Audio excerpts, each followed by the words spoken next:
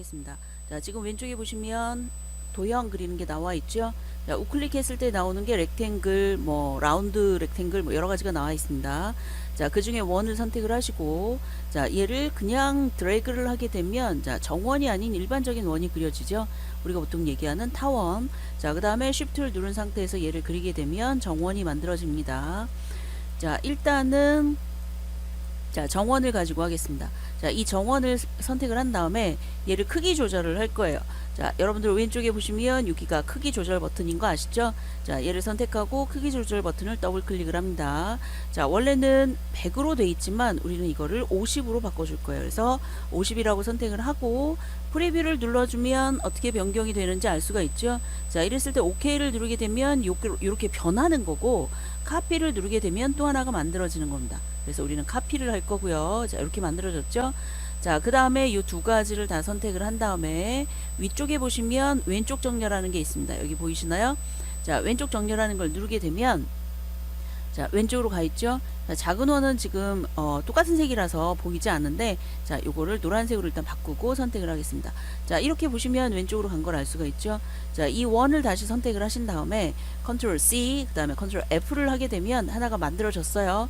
자, 이거를 선택이 된 상태에서 Shift 누르고 뒤에 있는 큰 원을 선택하게 되면 두 개가 선택이 된 거고, 오른쪽으로 가는 걸 선택을 하게 되면, 자, 이렇게 만들어진 걸 알 수가 있습니다. 자, 물론 어느 분이, 자, 요거를, 자, 밑에 한번 해볼게요.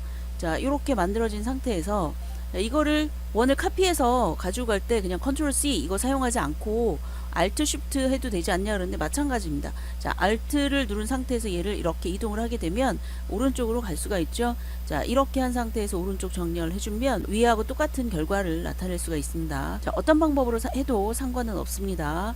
자, 이 상태에서 위쪽에 나와 있는 이 부분 있죠. 요거를 다 선택을 한 다음에 왼쪽에 보시면 Shape Builder라는 게 있어요. 요거 보이시나요?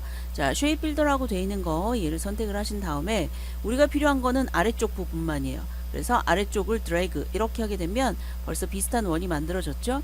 자, 그렇다면 위에는 어떻게 하느냐? 자, 지금 직접 선택 툴이라고 되어 있는 거 얘를 선택한 다음에 위쪽에 나와 있는 것만 요것만 선택을 합니다. 그리고 딜리트를 누르게 되면 이렇게 그려진 걸 알 수가 있죠. 우리가 지금 원하는 건 이런 하트잖아요. 그래서 하트를 하기 위해서, 자, 여기 펜 툴인데, 자, 원래는 펜 툴로 지정이 되어 있습니다. 여기를 마우스 우클릭, 그 다음에 앵커 포인트라고 되어 있는 걸 선택을 하고 아래쪽에 나와 있는 이 부분에 지금 이 포인트가 보이시죠? 앵커가. 자, 얘를 클릭하게 되면 뾰족하게 만들어집니다. 되셨나요? 자, 이렇게 하면 이제 다 된 거죠. 크기 조절만 하시면 되겠죠. 자, 얘를 잠깐 위로 올려줄 거고요. 자, 그 다음에 이거를 조금 조절을 합니다. 크기 조절을. 자, 해주고. 자, 이러면 벌써 만들어졌죠. 자, 요거는 아까 이쪽에서 남은 부분인데, 뭐 이거는 지워도 상관이 없는 부분이니까. 자, 이렇게 하셔도 되고요. 자, 이렇게 돼 있을 때, 자, 위쪽에 나와 있는 거, 여기에서, 자, 펜 툴을 이용해서 얘를 삭제를 해도 되지만, 우리는 그냥 직접 선택 툴을 이용해서 얘 위쪽에 나와 있는 요거를 먼저 지울 거예요. 지운 다음에 그리고 얘네를 전체 잡아서 얘를 합치기라는 걸 이용해서 할 수도 있어요. 패스파인더. 자, 패스파인더는 윈도우에 P라고 되어 있는 부분에 패스파인더가 나와 있죠. 자, 얘를 선택한 다음에 패스파인더를 하시면 돼요. 자, 다시 한번 해볼까요? 자, 요거를 다 선택한 다음에 패스파인더라고 되어 있는 거, 자, 패스파인더라고 되어 있는 거 요걸 열었어요. 자, 이 상태에서 합치기. 자, 요거를 선택을 하게 되면 이렇게 만들어집니다. 아까하고 똑같은 결과죠. 자, 이랬을 때 얘를 크기 조절을 미리 한번 해볼까요? 자, Shift 누르고, 자, 이렇게 아래쪽으로 조금 내려도 상관이 없겠죠?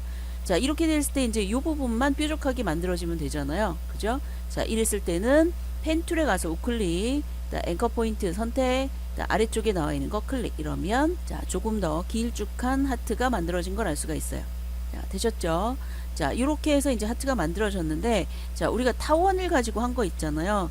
자, 타원인 경우에는 어떻게 되는지 한번 보겠습니다. 자, 마찬가지 방법이긴 한데, 어쨌든, 자, 이렇게 하고 얘를 50%를 줄일 거예요. 50%.